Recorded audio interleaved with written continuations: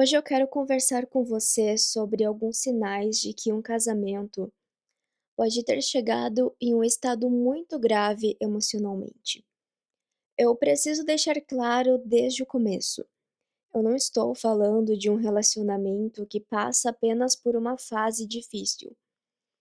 Todo casamento enfrenta conflitos, desgaste, frustrações e momentos de dor. O problema começa quando a dor deixa de produzir busca por reconciliação e começa a produzir destruição. Existe uma diferença muito grande entre um casal ferido e um casal destruído. Meu nome é Victoria Busque e está começando agora o podcast Casamento em Pauta. Um casal ferido ainda sofre tentando salvar a relação.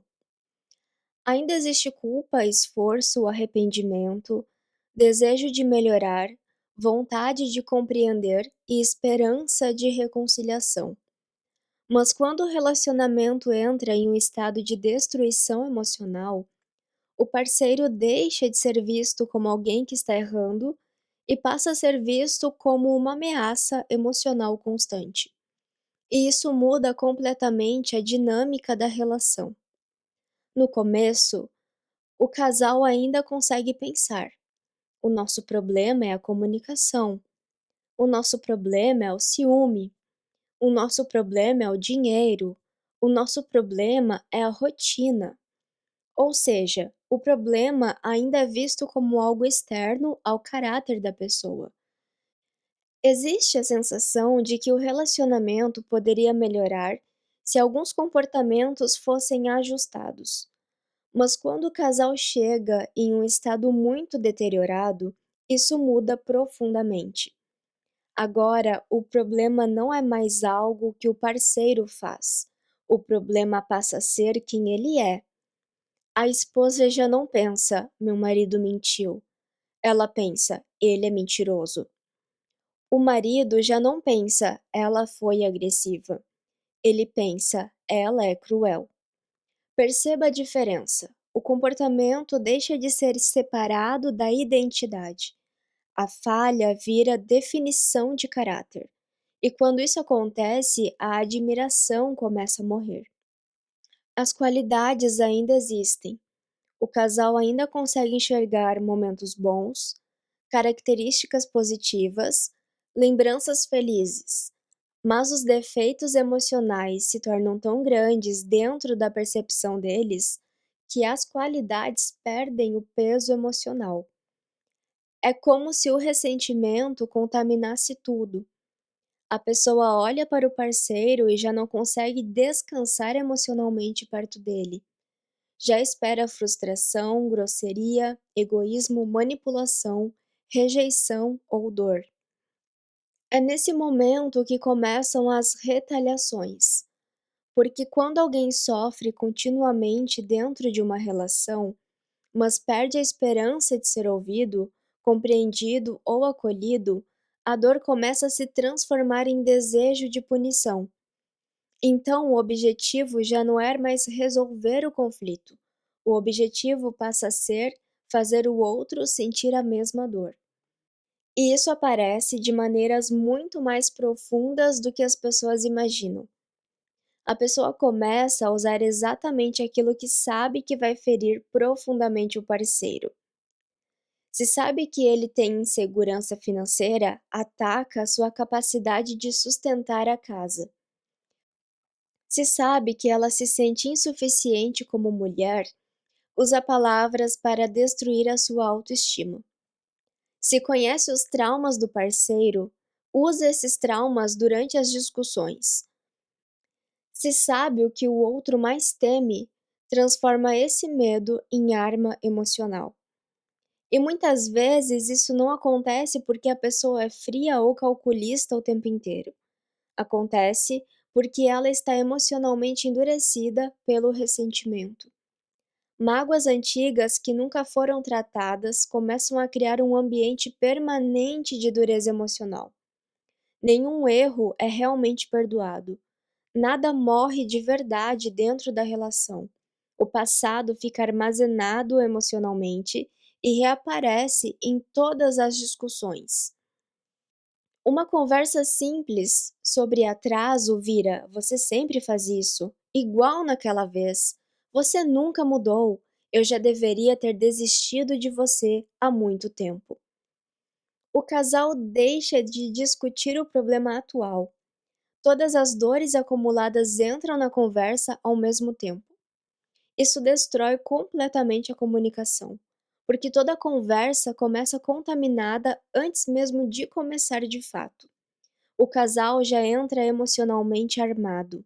Não existe mais tato, não existe mais delicadeza emocional, não existe mais preocupação genuína com a forma como algo está sendo recebido. A pessoa quer tanto mostrar ao outro a sua verdade, quer tanto ser validada, quer tanto descarregar a própria dor, que começa a falar de maneira agressiva, impulsiva e cruel. E no fundo ela sabe que aquilo provavelmente não vai resolver. Sabe que o parceiro vai se defender, sabe que a conversa vai terminar mal, sabe que o outro não vai aceitar, mas está desesperada demais emocionalmente para construir uma estratégia saudável de longo prazo. Então tenta vencer pela intensidade, pela pressão, pelo impacto emocional. E quando a conversa madura parece não funcionar mais, muitos casais começam a entrar em manipulação emocional. Isso é extremamente comum em relacionamentos emocionalmente destruídos. A pessoa usa a culpa para controlar. Depois de tudo que eu fiz por você, usa vitimização. Eu sou sempre o errado nessa casa. Usa ameaça emocional. Qualquer dia eu vou embora e você vai se arrepender. Usa o afeto como punição. Silêncio, frieza, rejeição emocional, afastamento físico, indiferença. E existe um mecanismo psicológico muito importante aqui.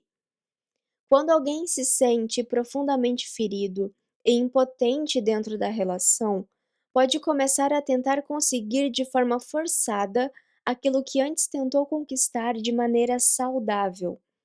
O carinho que não recebeu vira cobrança, o diálogo vira pressão, a carência vira controle, a insegurança vira vigilância, o medo vira agressividade. E aos poucos o casamento deixa de funcionar como parceria. O casal deixa de ser equipe, eles viram adversários emocionais. Existe disputa por razão, autoridade, dinheiro, atenção, reconhecimento, poder emocional e validação. As conversas deixam de ser como resolvemos isso juntos e passam a ser quem está certo, quem é mais culpado, quem sofre mais, quem deve ceder primeiro.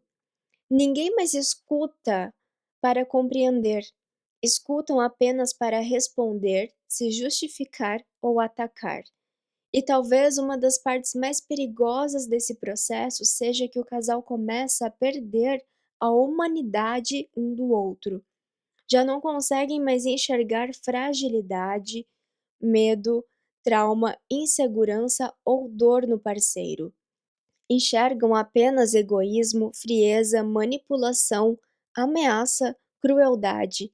E sem humanidade, a compaixão desaparece. Sem compaixão, comportamentos destrutivos começam a parecer justificáveis. Eu falei isso porque ele mereceu. Eu tratei ela assim porque ela fez pior. Eu não tenho mais paciência. Eu cansei de ser bom. Perceba como a relação vai se tornando um ambiente de sobrevivência emocional. E mesmo assim, muitos casais permanecem juntos nesse estado. E normalmente, quem está de fora não entende. Se está tão ruim, por que não se separam? Porque relacionamentos não sobrevivem apenas por amor. Existe história, existe apego, existe dependência emocional, existe medo da solidão, existe culpa, existem filhos, existe esperança, existe medo do fracasso, vergonha, existe o luto de aceitar que aquela família talvez esteja acabando.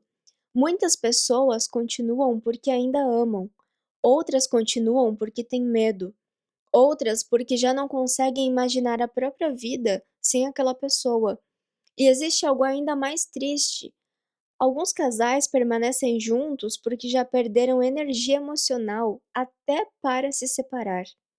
O relacionamento se torna pesado, destrutivo e sufocante, mas ao mesmo tempo eles estão cansados demais para reconstruir e tristes demais para encerrar.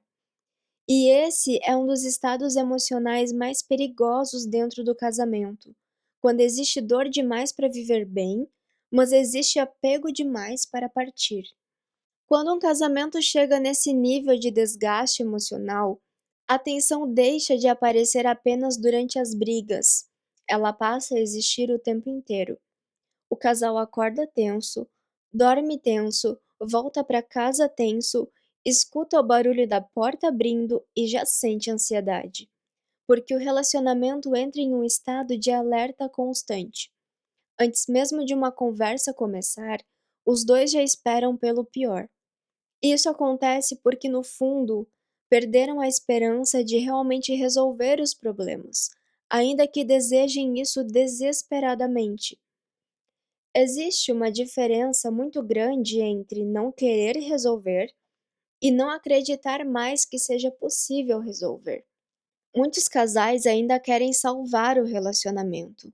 Ainda amam, ainda sofrem, ainda sentem medo de perder um ao outro, mas emocionalmente já estão exaustos demais para acreditar que uma conversa vai terminar bem. Então toda a conversa se torna angustiante. É como tentar acertar um alvo no escuro. A pessoa fala sem saber exatamente o que o outro precisa ouvir, sem saber o que vai irritar, sem saber o que vai machucar, se aquela conversa vai terminar em silêncio, choro, gritos ou afastamento. E ao mesmo tempo, ficar calado também dói, porque o silêncio não traz paz. O silêncio apenas acumula mais peso emocional. Então, muitos casais vivem presos nesse ciclo. Falar machuca, calar machuca, discutir desgasta, mas não discutir cria a sensação de abandono emocional. Por isso, às vezes, a briga acaba se tornando uma tentativa desesperada de sentir que ainda estão fazendo alguma coisa pelo relacionamento. Mesmo que seja destrutivo, mesmo que termine pior, mesmo que os dois saiam mais feridos.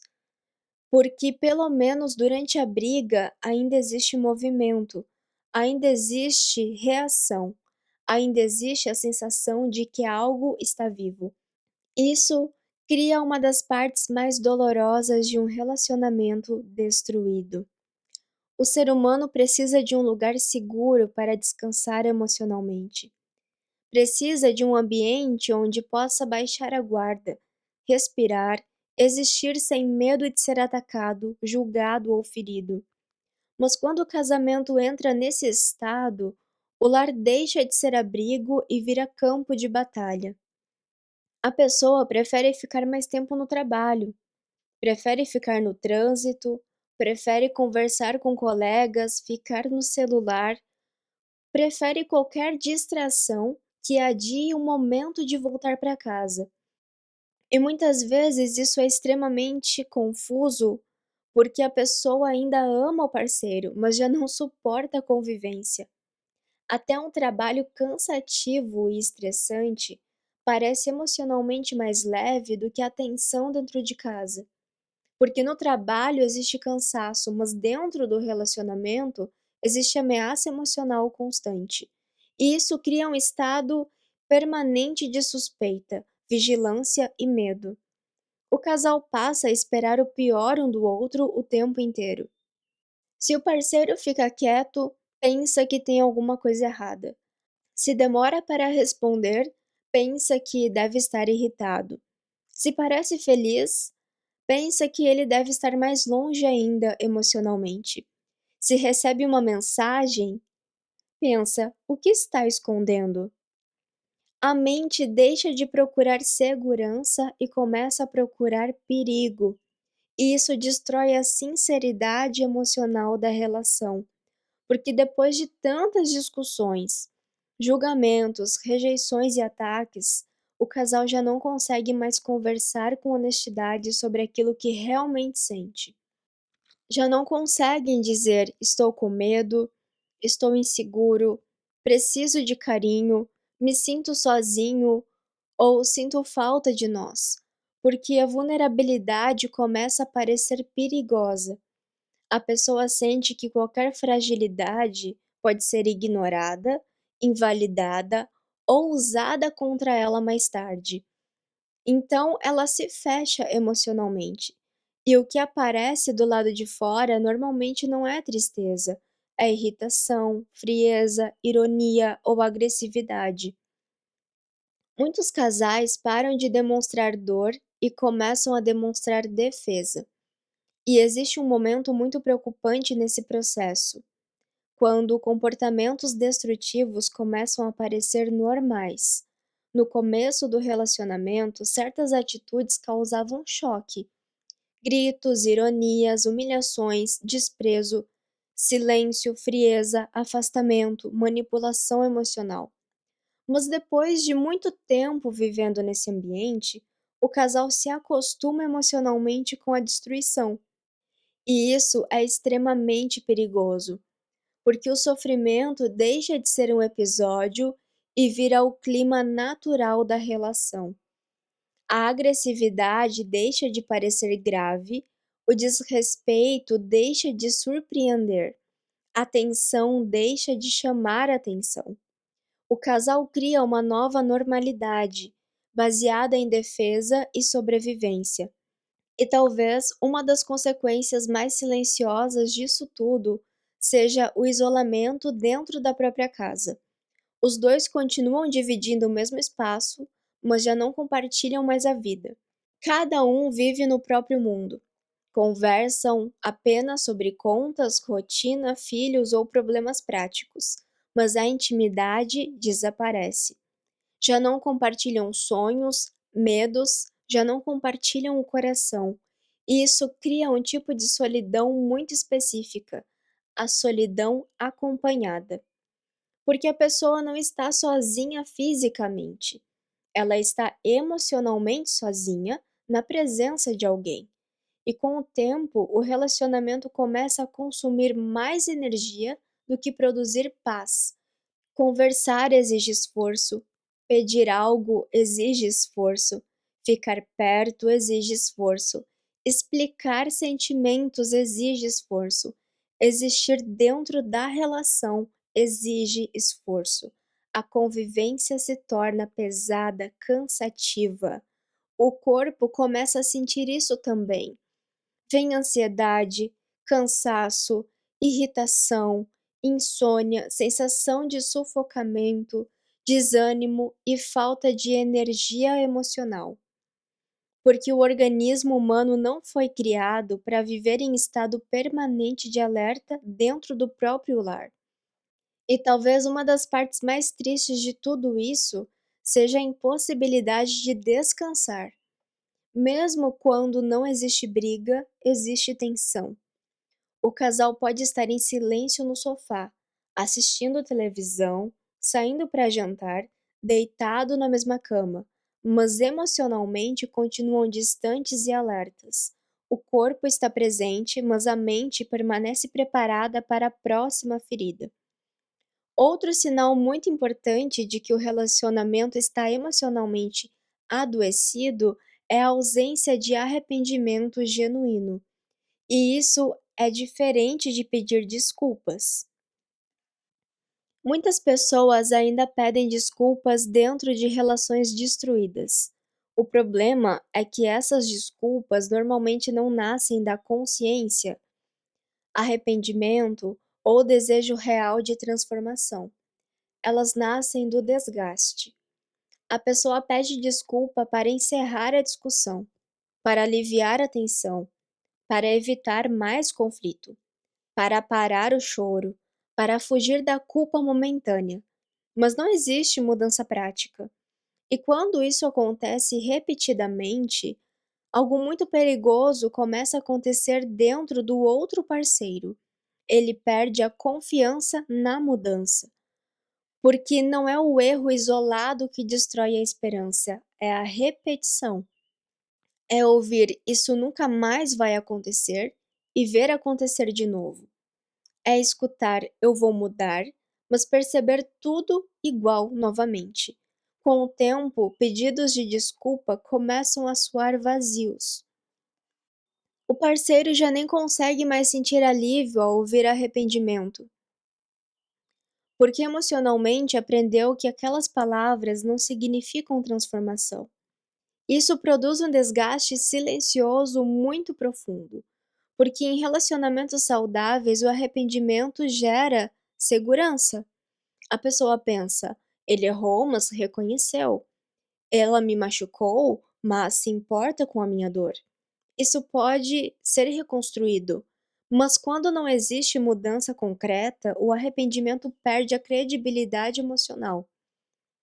E aos poucos o relacionamento começa a entrar em outro estado destrutivo, a quebra de aliança emocional. Muitas pessoas pensam que a quebra de confiança acontece apenas em casos de traição física, mas a verdade é que um casamento pode ser profundamente ferido muito antes disso. A quebra da aliança começa quando o casal deixa de viver em transparência emocional.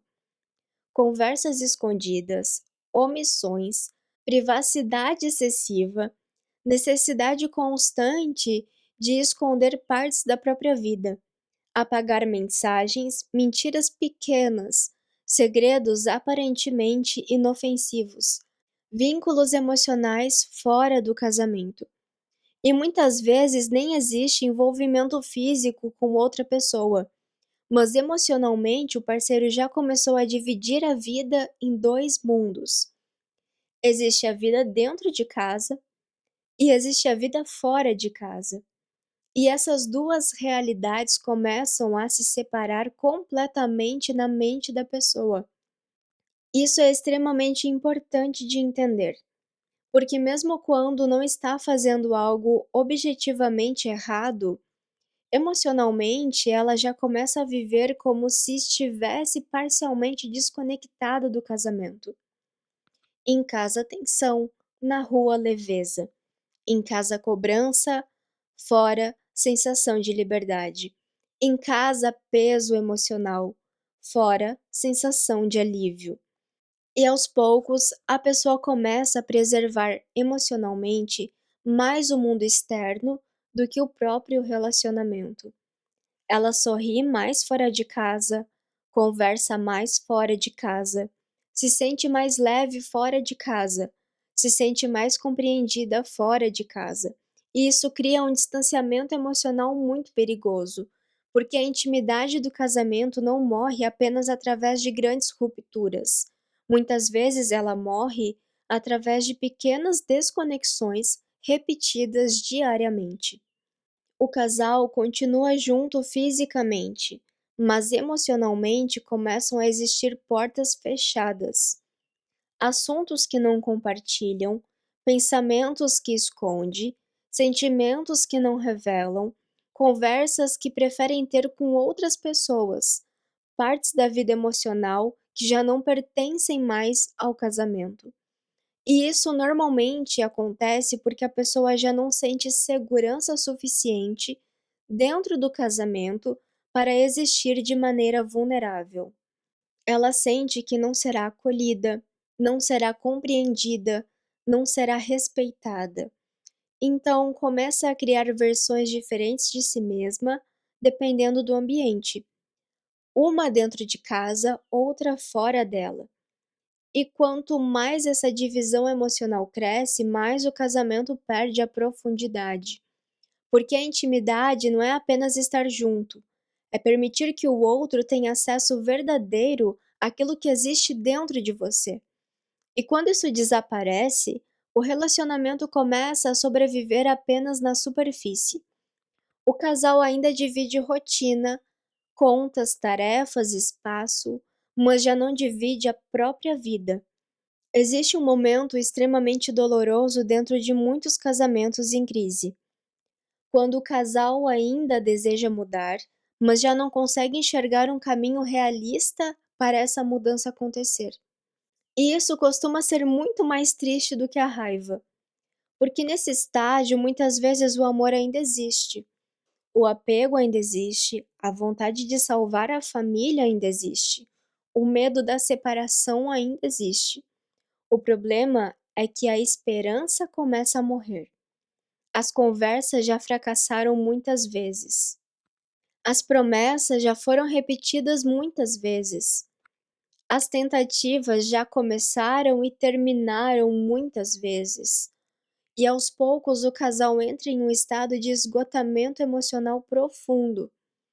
Eles querem acreditar que as coisas podem melhorar, mas emocionalmente já não conseguem sustentar essa crença por muito tempo. Porque toda tentativa parece terminar do mesmo jeito: uma conversa boa, alguns dias de paz, uma pequena aproximação, talvez mais carinho, mais paciência, mais esforço, mas depois tudo desmorona novamente. A mesma discussão, as mesmas feridas, o mesmo comportamento, os mesmos gatilhos, o mesmo sentimento de frustração. Isso destrói uma das coisas mais importantes dentro de qualquer relacionamento: a confiança no futuro. O casal deixa de sofrer apenas pelo presente, começa a sofrer pela sensação de que nada vai mudar. E quando uma pessoa perde a confiança na possibilidade de transformação, ela começa a entrar em luto. Muita gente pensa que o luto começa depois do divórcio, mas em muitos relacionamentos o luto começa muito antes da separação. Ele começa quando o casal percebe, ainda que silenciosamente, que talvez estejam caminhando para o fim, mesmo sem falar sobre isso diretamente, mesmo continuando juntos, mesmo dormindo na mesma cama. No fundo, algo dentro deles começa a entender: talvez nós não consigamos salvar isto. E esse é um estado emocional extremamente confuso, porque ao mesmo tempo em que existe dor pela possibilidade da perda, ainda existe apego suficiente para não conseguir soltar. Então, o casal vive preso entre dois sofrimentos: o sofrimento de continuar e o sofrimento de terminar. E muitas vezes isso gera movimentos desesperados de reconciliação. Depois de meses ou anos de desgaste, um dos dois tenta mais uma conversa, marca uma viagem, propõe recomeçar, promete mudar, tenta voltar a demonstrar carinho, busca ajuda, ora mais, chora mais, se esforça mais. Porque quando alguém percebe que pode perder definitivamente aquilo que ama, normalmente tenta lutar mais uma vez. Mas existe um problema muito doloroso nesse estágio: o cansaço emocional. O casal já está tão ferido, tão desgastado, tão desacreditado, que qualquer nova tentativa parece pesada demais. Eles querem tentar, mas estão cansados demais para sustentar o processo. Querem acreditar, mas têm medo de criar esperança e se decepcionar outra vez. Então muitas reconciliações morrem logo no começo. Não necessariamente porque o amor acabou, mas porque o desgaste emocional ficou maior do que a capacidade psicológica de reconstrução naquele momento. E isso cria um cenário muito triste: duas pessoas que ainda desejam salvar o relacionamento, mas já não conseguem carregar emocionalmente o peso da tentativa. Existe amor, existe dor, existe saudade do que eram, existe medo da perda, mas também existe exaustão. E talvez um dos sinais mais graves desse estágio seja quando um ou ambos já desistiram emocionalmente, mesmo permanecendo juntos fisicamente. E isso acontece muito. O relacionamento continua existindo na prática. A rotina continua, a casa continua, as responsabilidades continuam, a convivência continua, mas emocionalmente a pessoa já começou a se desligar. Ela para de insistir, para de tentar conversar, de explicar o que sente, de pedir mudança e de buscar conexão, porque no fundo acredita que já não adianta mais. E essa desistência emocional normalmente é silenciosa. Não acontece em um grande evento, acontece aos poucos.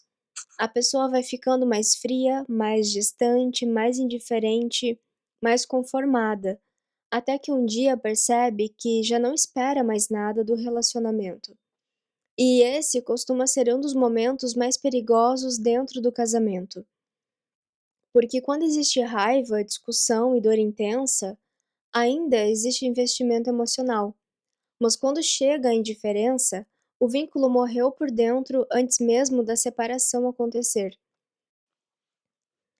Depois de tudo que eu falei até aqui, talvez algumas pessoas estejam pensando: então não existe solução? Quando o relacionamento chega nesse ponto, acabou? Eu preciso responder com muita honestidade. Existem relacionamentos que realmente chegam ao fim, e são a maioria. Existem situações em que o desgaste, os pecados, os traumas e as destruições acumuladas atravessam limites muito profundos. Mas também existem casamentos que pareciam completamente destruídos e conseguiram reconstruir a relação de uma forma que antes parecia impossível. Eu não falo isso como apenas alguém formada em teologia e psicologia ou como alguém que atende casais. Eu falo isso porque vi tudo isso muito de perto. Antes de viver isso no meu casamento, eu vivi isso dentro da minha própria casa, enquanto ainda era filha. Eu assisti ao casamento dos meus pais se destruindo diante dos meus olhos.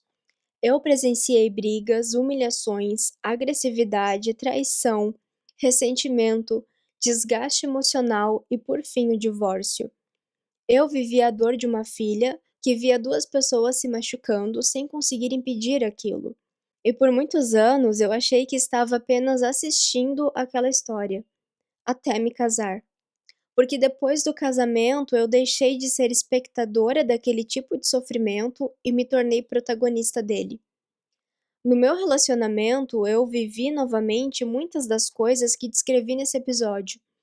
E talvez uma das partes mais difíceis disso tudo tenha sido perceber que eu estava vivendo exatamente aquilo que mais temi viver. Porque muitas pessoas prometem para si mesmas: eu nunca vou repetir a história dos meus pais. Mas as feridas emocionais não resolvidas muitas vezes reaparecem de maneiras diferentes dentro do casamento. E eu cheguei em um ponto que já não sabia mais o que fazer.